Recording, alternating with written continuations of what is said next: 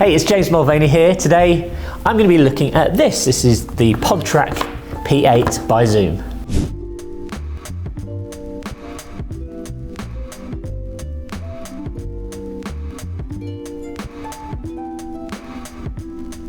For those of you who are new to this channel, my name's James Mulvaney. I work with podcasters all over the world, just like you, helping them get their podcasts up and running and helping them get results. I'm founder of radio.co, podcast.co and matchmaker.fm, so go and check them out. Right, today, very excited to look at this.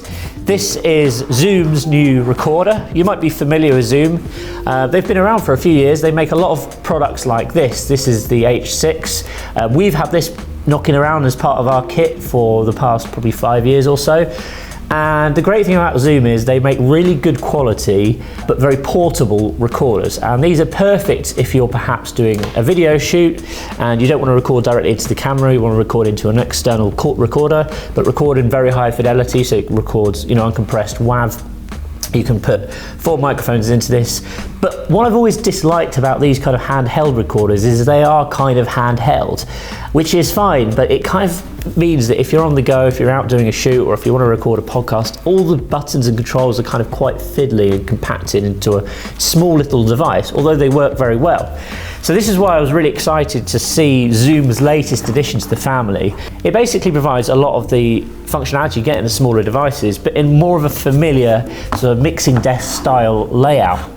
So this device really, I think, is aimed at specifically podcasters, but it would also be great for recording audio if you're doing video shoot as well, and you perhaps need multiple mic setups. As you can see, 6 XLR inputs, all independently controlled with their faders.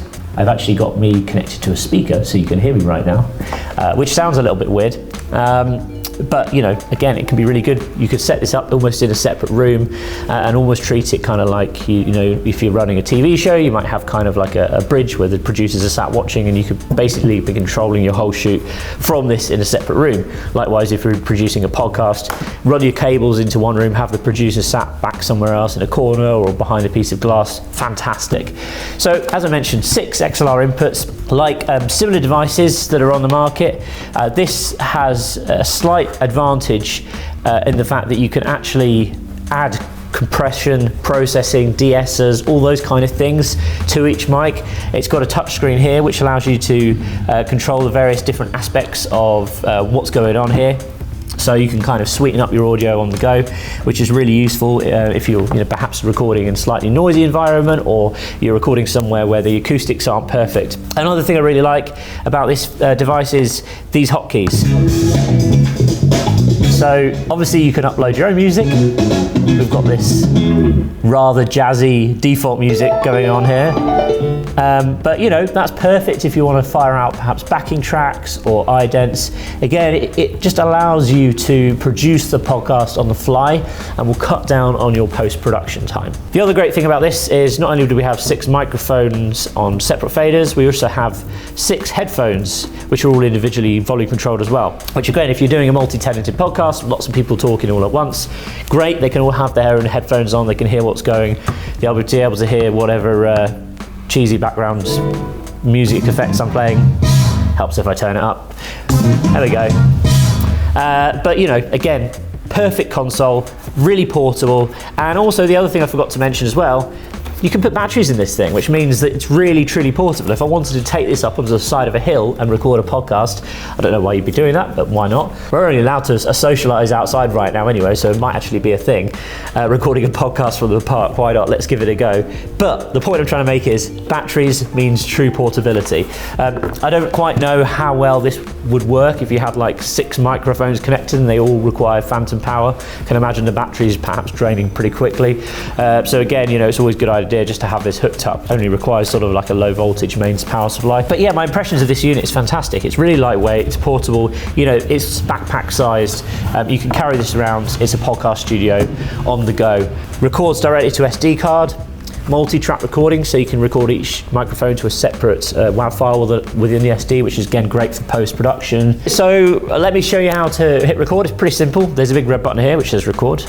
So if I press that and I'll turn my mic up, The cool thing about this, and as you say, you might have a little bit of an echo because we've got it hooked up to a monitor here, but the cool thing about this device is it actually has enough gain to power a Shure SM7B. Now this mic is notoriously gain hungry. You normally need to use a little device like a cloud lifter to boost the signal.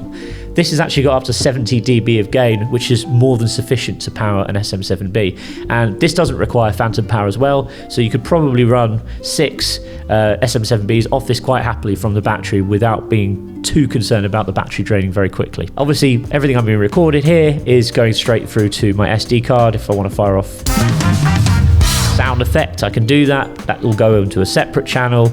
Likewise, if I had more than one mic connected, they'd be recording to separate channels as well. So just for a couple of extra bits on here, you can connect this to a computer. So one of these channels can actually be assigned to USB. This is channel 6, so instead of having your mic input on channel 6, you could actually have a source coming in from a computer. So you might be using that to play background tracks or music or whatever. That will just act effectively as a sound card for your computer for an output. And again, it will bring it into the mix. You can also connect a smartphone. Now, there's a couple of ways of doing this. Firstly, just using a jack, which you will then connect to likely an adapter like this, which then plugs into, your iPhone. Okay, easy peasy. You then have someone on the phone on channel number 7.